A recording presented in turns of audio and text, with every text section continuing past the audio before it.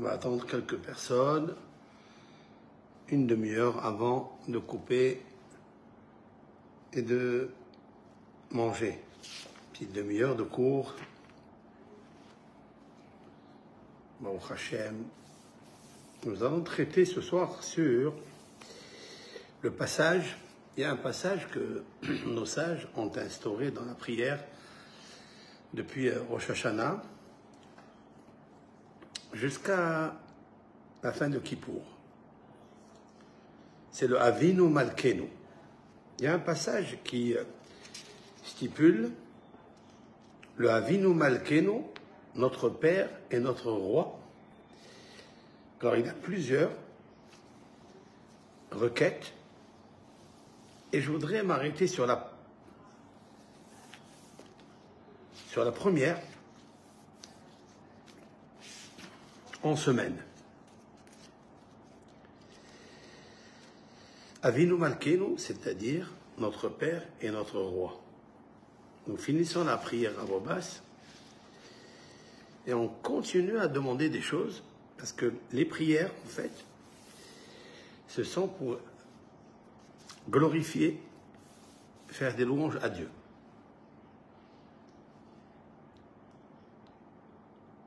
Et une fois qu'on a fini la prière de glorifier Dieu, on a compris, on a saisi qui est Dieu, nos sages ont continué à faire des demandes, des supplications avec ce qu'on appelle le Avinu Malkenu, notre Père et notre Roi.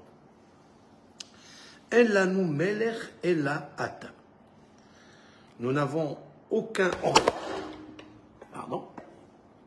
Nous n'avons aucun roi. Là-bas, vous êtes avec moi. Nous n'avons aucun roi à part toi. Nous n'avons aucun roi à part toi.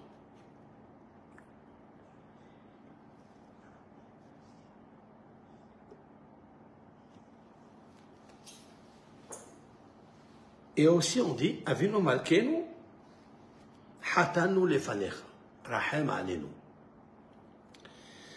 Notre Père, notre Roi, nous avons fauté devant toi, et pitié de nous. Avinu Malkenu ase imanu lema'an shemecha. Père et Roi, fais, pratique avec nous selon ton nom. Il faut expliquer qu'est-ce que ça veut dire. Avinu Malkenu, Père et Roi, Hadesh Aleinu, renouvelle sur nous, pour nous, Shana Tova Uvorechet, une année bonne, en santé, Uvorechet et bénie en abondance. Avinu Malkenu, notre Père et notre Roi, Batel Me'alenu, annule de nous, Kol Gezerot Kashot Veraot, tous les mauvais décrets durs et mauvais. Avinu Malkenu Batel Mahshevot Sonenu, annule les mauvaises pensées de nos ennemis. Avinu Malkenu Hafer Atzat Oivenu, annule les conseils de ceux qui nous détestent. Avinu Malkenu Kale Kolsar ou Mastin Me'alenu, c'est-à-dire détruit tout celui qui est mon traqueur ou Mastin, celui qui m'accuse au-dessus de moi. Avinu Malkenu, notre Père, notre Roi, Kale extermine, détruit, dévers. Dévers, c'est en fait la peste, le Covid, Herev, l'épée, une guerre, Vera'a, le malheur, Vera'av, la famine, Ushvi, la captivité, Biza, Mashhit, la destruction, Maggefa, la pandémie, le Satan, cet adversaire qui s'appelle le Satan, le Yetzirara, le mauvais penchant, Vahola Imraim, les mauvaises maladies, Mi Bene Beritecha, des enfants qui sont dans ton alliance.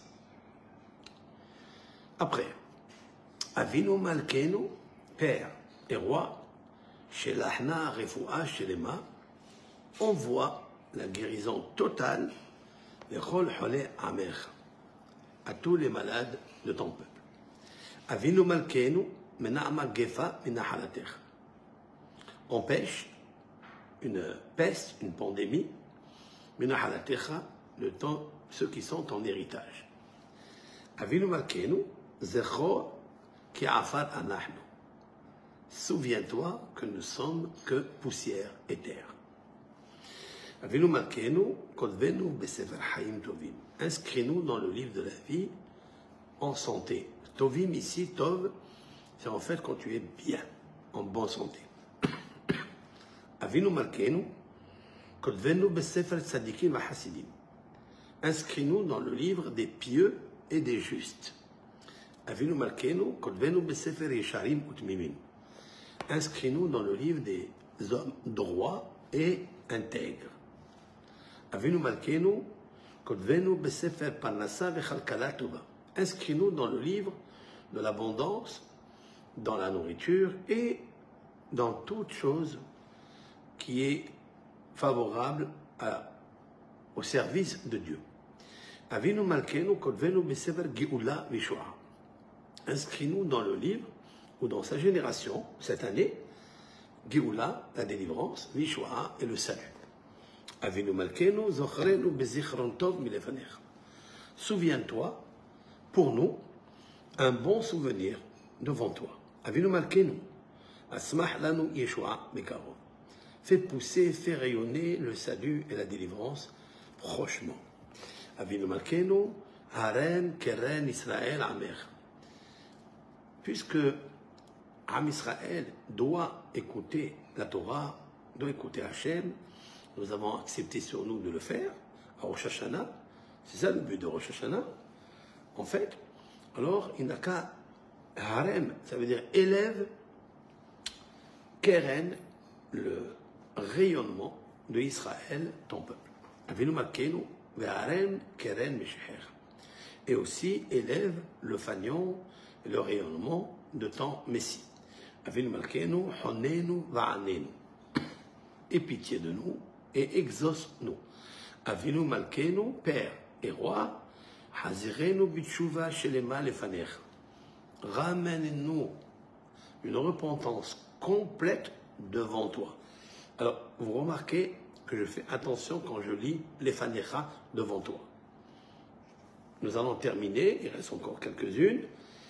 Éternel, notre Père et notre Roi, Shema Koleenu, écoute notre voix, Hus Verahem Aleinu, aie pitié et la compassion sur nous.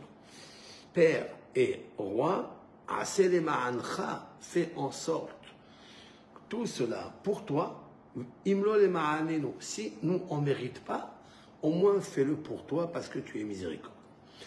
Avinu malkeinu, kabel berahamim brason et tefilatenu, accepte avec pitié, avec miséricorde, avec volonté nos prières. Avinu malkeinu, le dernier, al teshivenu rekam milefaner. C'est-à-dire, ne refuse pas notre teshuva et nos requêtes et que tout ce qu'on vient de dire maintenant dans nos prières est ici, tu es le Père et tu es le Roi, alors qu'on ne revienne pas de devant toi, bredouille. Voilà ce qui est dit ici, et c'est une obligation pour toute personne, qu'elle soit dans le minyan, c'est-à-dire qu'il y ait 10 personnes qui font la prière, ou qu'il y ait une seule personne chez lui, si elle n'a pas réussi à le faire avec la communauté, elle doit le faire après la prière à voix basse. Et ça, c'est important. Je voudrais savoir pourquoi nos sages ont institué cela, alors que dans la prière même, nous avons déjà demandé au Sefer Hayim Beracha Shalom. Dans le livre de la vie, Hachem met la vie, la bénédiction, la paix, l'abondance, le salut, la consolation, des bons décrets, qu'on soit inscrit devant toi. Devant toi, anahnu, nous, Israël, et tout ton peuple Israël, et Haïm Tovim Shalom, pour une vie meilleure et bien sûr en spiritualité, ou le Shalom, et que toujours le mot Shalom revient à la fin parce qu'il est la conclusion en fait de tout. On peut avoir la connaissance, on peut avoir la richesse, mais s'il n'y a pas la paix, il n'y a rien du tout. Et donc, que les paroles que j'ai dites dans ma bouche soient la volonté devant toi et que l'esprit du cœur de soumission soit aussi devant toi, plusieurs fois devant toi, devant toi. Maintenant, je vais revenir à quelque chose que je viens de dire. Avinu malkeinu hatanu lefanecha rahem aleinu. Qu'est-ce que ça veut dire? Akadosh Baruch Hu, tu es notre Père, notre Roi. Hatanu lefanecha, nous avons fauté devant toi et pitié de nous. Le mot devant toi mérite une explication. Normalement, on aurait pu dire j'ai fauté contre toi, j'ai fauté à ton égard. Le texte aurait dû dire Avinu Malkenu, Père et Roi, nous avons fauté à ton égard. Hatanu Lecha, nous avons fauté à ton égard. Qu'est-ce que c'est l'Efanecha, devant toi? Qu'est-ce que ça veut dire le mot devant toi? Pourquoi Dieu, il était devant nous quand on a fauté? Dieu, il est de partout. Et quand on a fauté à son égard. On a désobéi ce qu'il nous a demandé. Alors, c'est quoi le terme? Avinu Malkenu, Père et Roi, nous avons fauté devant toi. Ça m'a donné une réflexion et même j'étais fasciné de savoir ce que je vais vous dire maintenant. Ça m'a saisi qu'en fait, quand on faute, c'est qu'on faute devant Dieu. C'est que Dieu, il est à côté de nous. Imaginez un père, à plus forte raison un roi, lorsque son fils ou son serviteur faute dans sa chambre, il faute en dehors du palais, en dehors de la chambre de la justice du roi. On peut comprendre que le roi ne le voit pas. On peut encore comprendre. Et en plus, quand un homme il faute, il va se cacher et personne ne le voit. Il n'y a que Dieu qui le voit. Mais là, nos sages ont souligné un mot pour nous dire « Hé, réveille-toi, réveille-toi ». En fait, quand tu fautes, même si tu es caché, là où tu es caché dans les oubliettes, tu fautes devant lui. Hatanu lefanecha. On a fauté devant lui. Vraiment, il est à côté, Hachem. Si seulement j'imagine 5 minutes de contemplation et de réflexion, introspection sur ce que je viens de dire maintenant. Hatanu lefanecha. C'est pour ça que ça m'a réveillé, ça. Ça veut dire que celui qui pense, celui qui sait, celui qui croit que Dieu, il est à côté et qu'il gouverne le monde entier et qu'il est à côté de lui, quand il fait une mitzvah, quand il fait une bonne action, sache que quand tu donnes une tzedaka en cachette à un orphelin, à une veuve, à un pauvre, eh bien, il faut que tu saches que Dieu t'assiste. Il est à côté de toi. Tu vas la faire avec la joie. Tu vas la faire avec l'amour, avec la volonté 100%.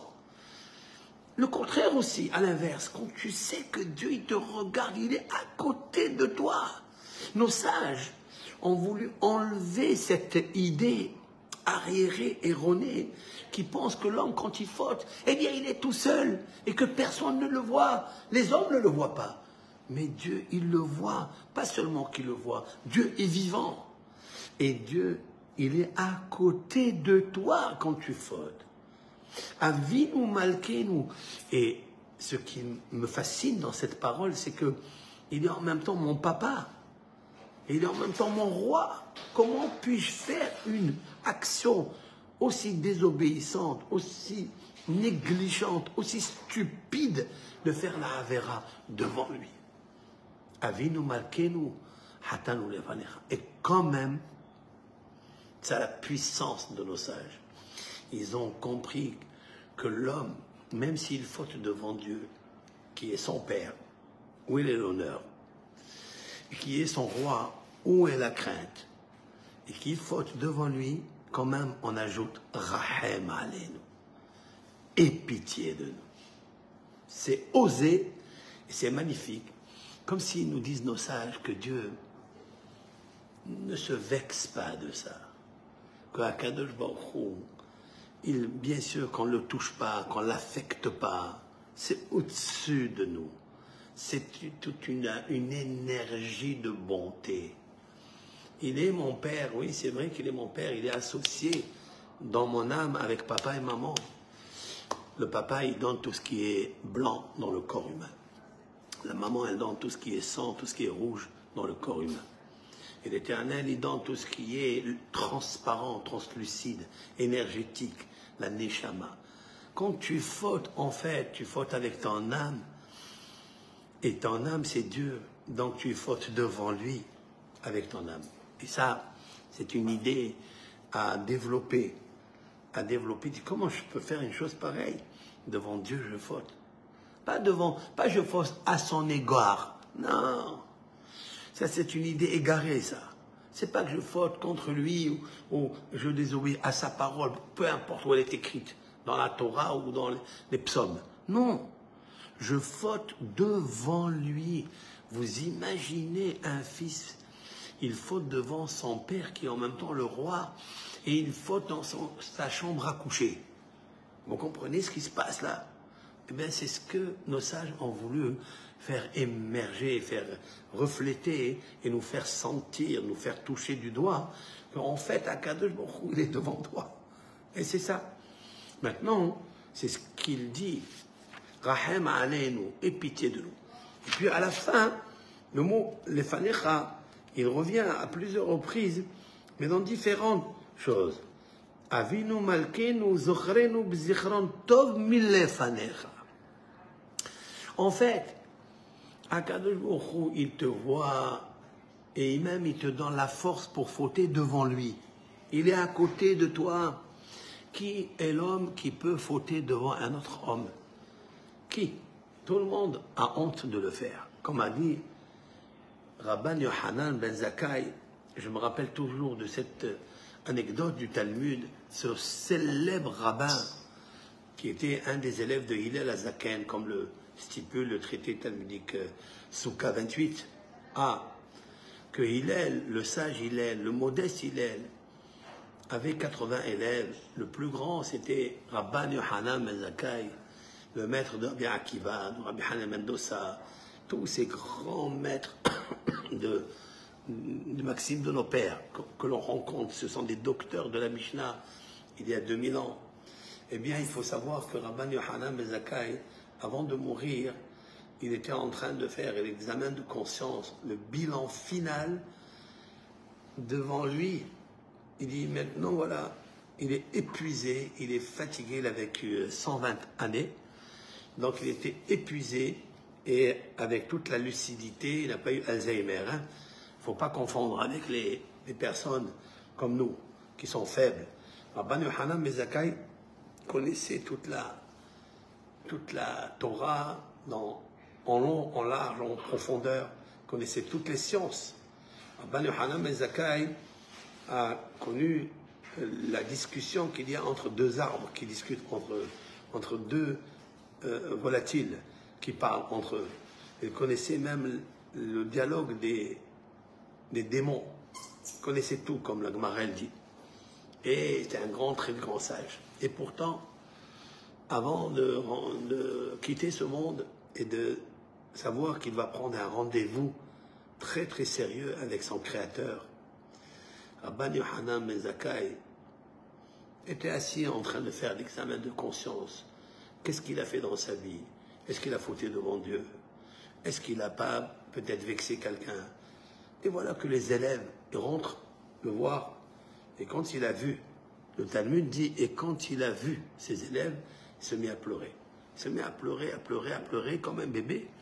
Alors, les élèves qui connaissaient la grandeur de ce maître, ils lui ont dit, mais Rav, toi qui es la lumière du monde, le pilier du monde, tu es le luminaire, tu es le marteau le plus fort qui casse les rochers. Ils ont voulu lui dire qu'il avait toutes les technicités, comment régler les problèmes, les grosses questions du Talmud. Comment il les réglait? Il confrontait une montagne contre une autre. Et il réglait les problèmes. Combien il a été très très aimé par Vespasien quand il a été détruit le temple. Je parle du deuxième temple.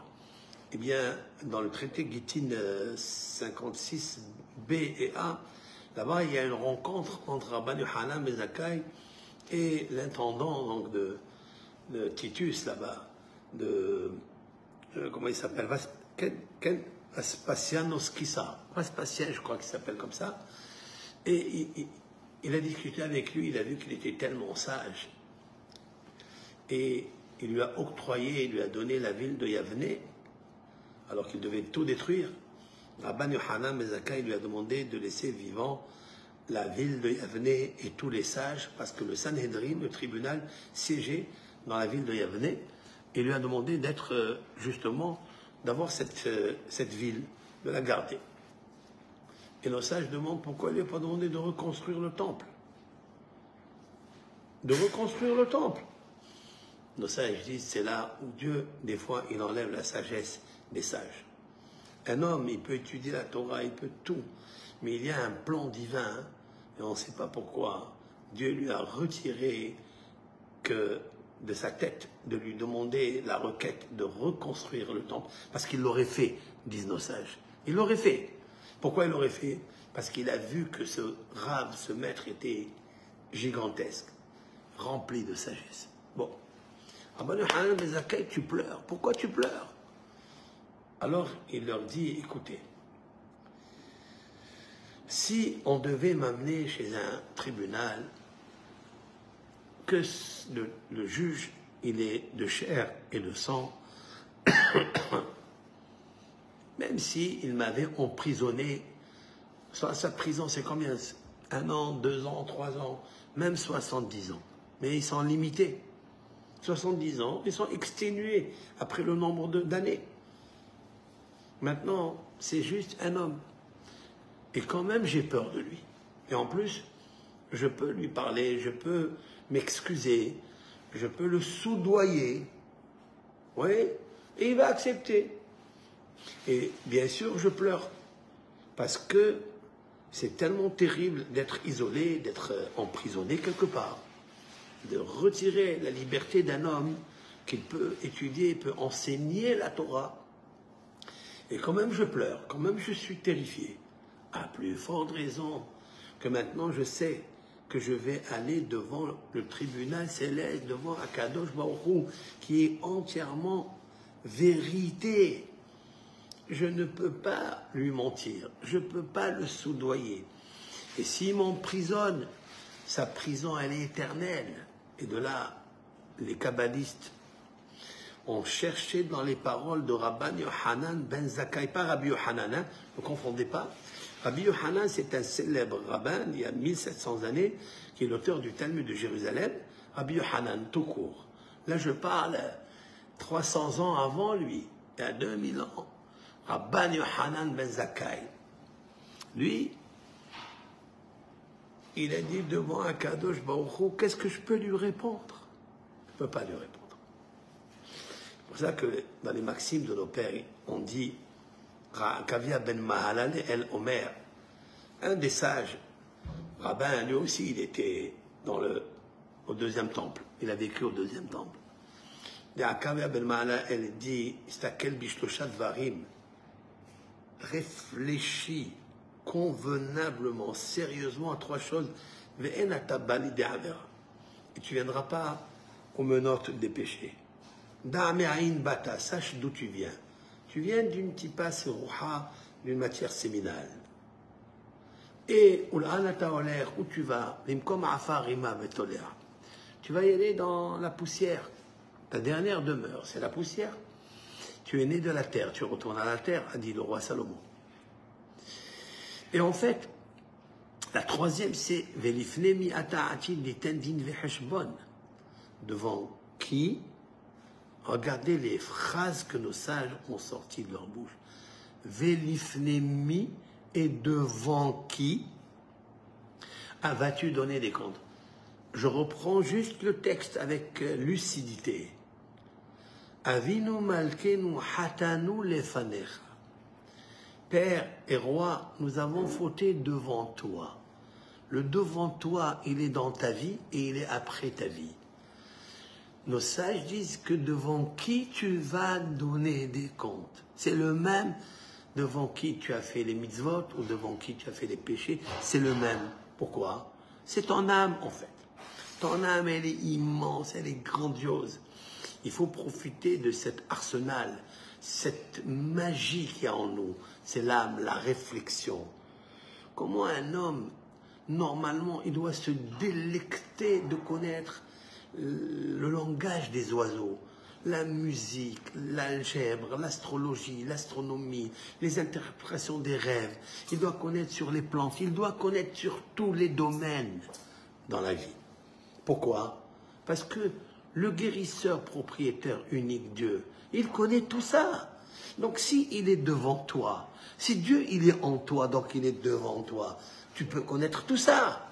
Et c'est ça que Rabban Yochanan ben Zakkai dit, comment je vais trembler devant lui? Vous ne voulez pas que je pleure? Et en plus, il leur dit quelque chose, je ne sais pas, il y a deux chemins devant moi, c'est-à-dire le paradis des âmes et l'enfer.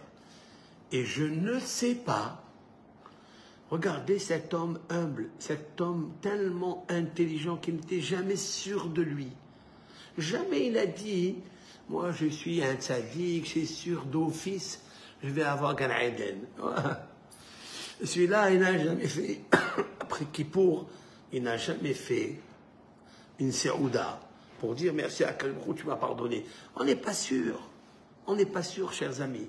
Donc, il est, n'est-ce pas, il convient de toujours s'auto-critiquer, s'auto-introspecter, s'auto-analyser. Il faut toujours rester dans l'humilité la plus totale et courber son cœur devant Hachem Ilbar. Demander que la miséricorde, Avinu Malkenu, Rahem Aleinu, aie pitié de nous. Nous avons fauté devant toi. Maintenant, souviens-toi de moi devant toi. Et la dernière était Avinu Malkenu, Al Teshivenu Rekam Milefanecha. Ne nous ramène pas bredouille. Ça veut dire exauce devant toi toutes les prières que nous avons citées. Lorsque c'est les élèves, ils lui ont dit, toi, Rav, tu es en train de penser peut-être que tu vas aller à l'enfer. Alors, il leur a dit oui. Il leur a dit oui. Pourquoi il leur a dit oui? Parce qu'il dit, regardez, quand ils lui ont demandé par la suite, toi maintenant tu vas monter dans le ciel, ta neshama elle est grande, bénis-nous, Rav, fais-nous une bracha, bénis-nous. Alors, il leur a dit, Yiratson, que la volonté de Hachem soit, Shiye Mora Basar Vadam, que la crainte de Akadosh Baruch Hu soit comme la crainte que nous avons vis-à-vis d'un être humain. On a toujours honte, on a toujours peur d'un être humain de faire quelque chose qu'on va se faire prendre et avoir honte. Il leur a dit que Dieu fasse que vous ayez la crainte et la honte devant Dieu, comme vous avez devant l'homme. Ils leur ont dit c'est tout. Il leur a dit pourvu que ce soit comme ça. Pourquoi? Parce que l'homme, quand il veut fauter, il se cache et il faute pour ne pas que les hommes le voient. Il a honte des hommes.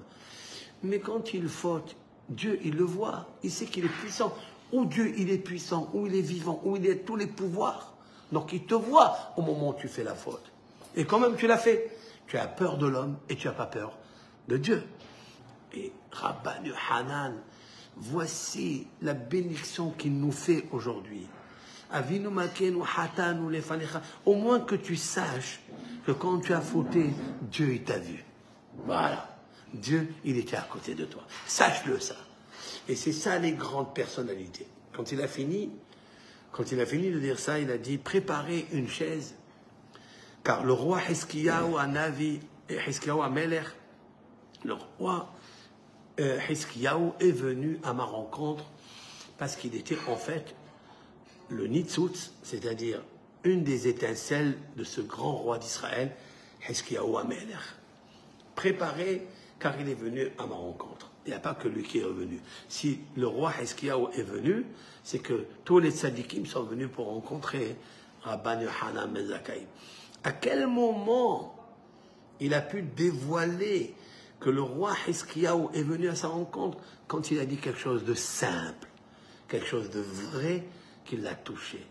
Et il a béni ses élèves. Ayez la crainte et la honte de Dieu comme vous avez vis-à-vis des hommes. Un homme, il se cache, il fait la faute. Mais l'homme, au moment où il se cache des hommes qui ne voient pas. Mais Dieu qui voit, quand on dit ça, alors on sait qu'on a fauté devant lui. Alors s'il te plaît Hachem, aie pitié de moi, même que j'ai fauté devant toi. Ça, ce petit cours que je voulais vous faire avec l'aide de Hachem ce soir, on va prendre une bonne tisane, Be'ezrat Hachem, de romarin, bien en décoction, avec 4 ou 5 clous de girofle.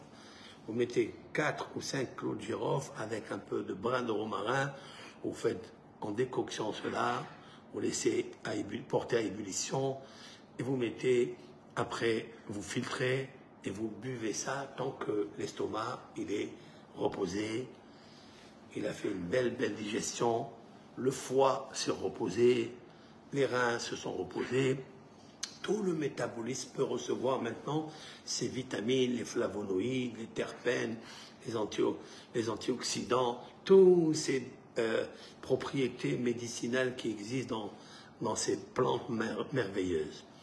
Brin de romarin avec clou de girofle, et vous buvez ça, les haïm, tovim, ul shalom, afin qu'on ait un bon métabolisme pour servir à Kadosh Baruch Hu et pour pouvoir jeûner à Kippour bientôt. Il faut avoir la force pour jeûner, faire une belle prière. Amen ve Amen. Bracha ve Hatzlacha à tout le monde. Kol Tov.